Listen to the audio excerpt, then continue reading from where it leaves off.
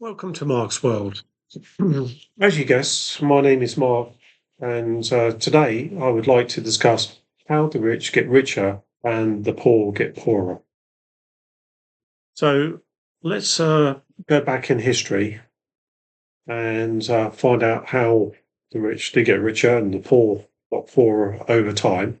And we'll go back to the time of the Battle of Hastings in 1066.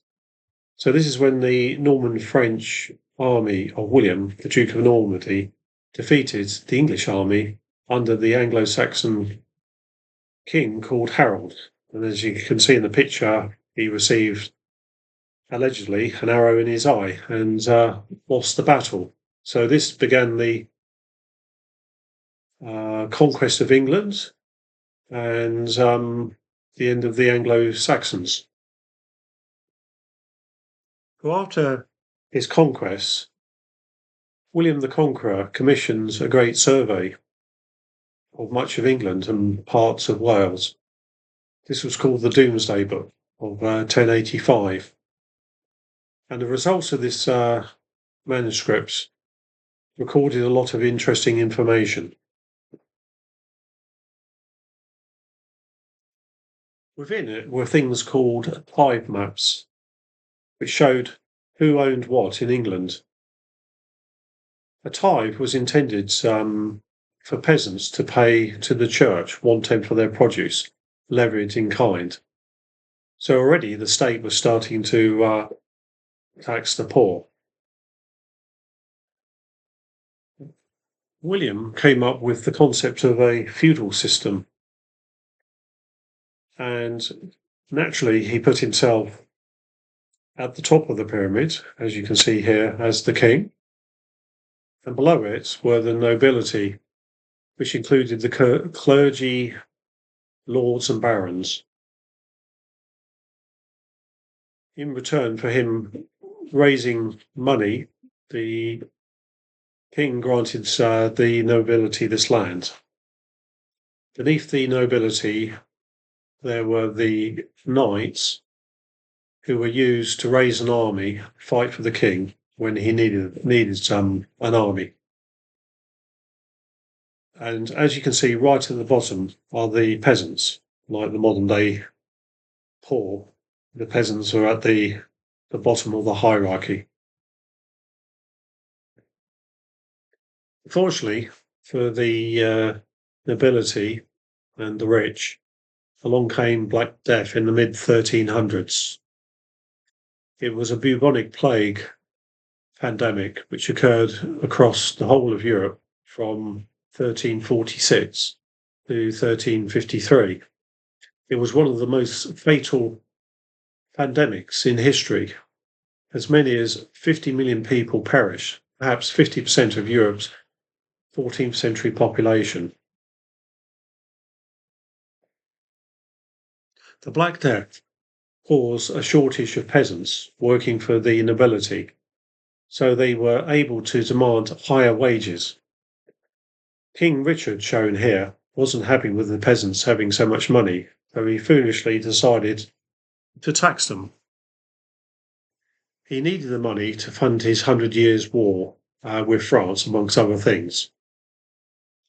This caused the famous Peasants' Revolt led by Watts Tyler, which was a major uprising across large parts of England in 1381.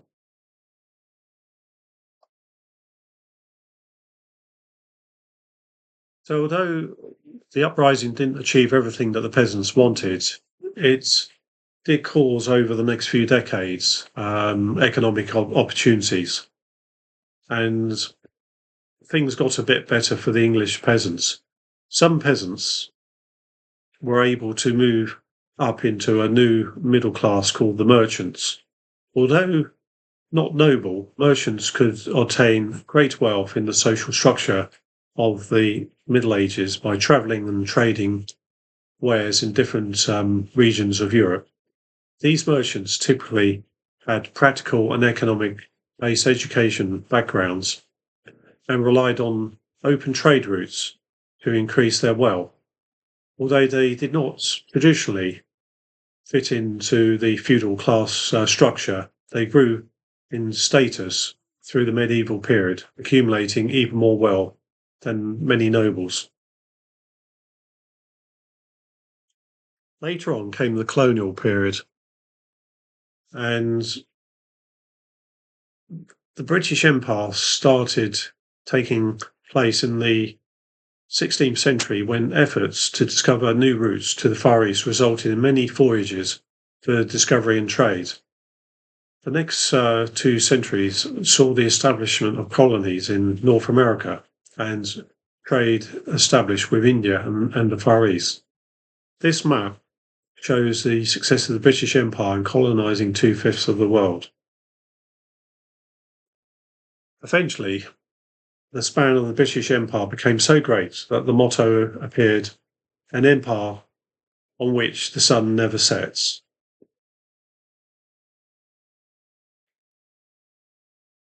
The new wealth from the British Empire produced extraordinary wealth for some families. To show off their new gained wealth, these families built large stately homes in the countryside. Later on in the 1800s, an author called John Bayman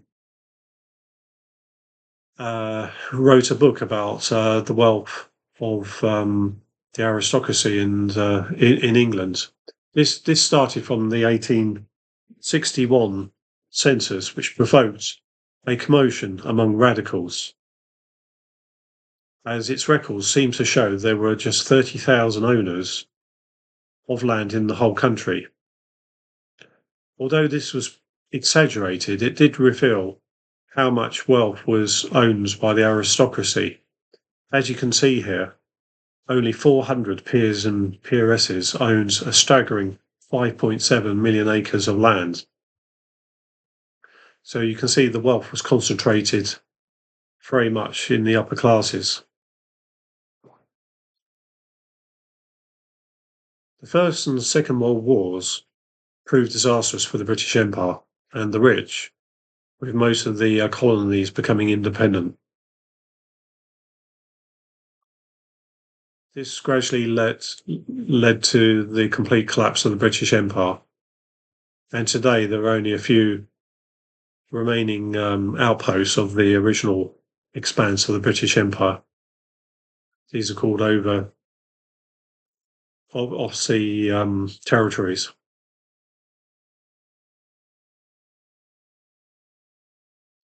To make matters worse for the rich, Stafford Cripps of the British Labour Party introduced in his 1949 budget a speech, in his budget speech, a new 10% estate duty. This is a tax on death and on lifetime transfers. Estate duty became more progressive in scale, eventually peaking in 1969 with the highest marginal rate fixed at 85%. This was crippling for the rich, and a lot of their mansions became abandoned as they could no longer maintain them.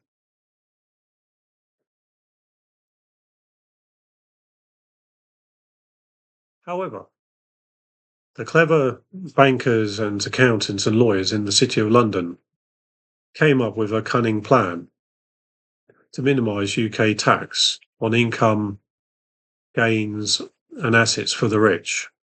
This was by the use of a clever financial tool called an offshore trust. Today, there is a staggering 10 to 100 trillion held in offshore trusts by the rich. This has helped increase wealth inequality in the UK. Basically, the middle class and working class pay most of the tax in the UK through their work income, because the rich tend to own a lot of assets and have relatively small incomes via offshore trusts and other tax planning measures. They are able to pay little tax in proportion to their wealth. What I suggest is there's an urgent need in the 21st century for a new version of the Doomsday Book.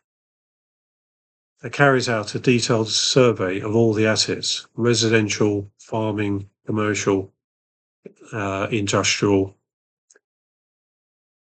assets held in the UK, as well as its offshore territories, otherwise known as tax havens.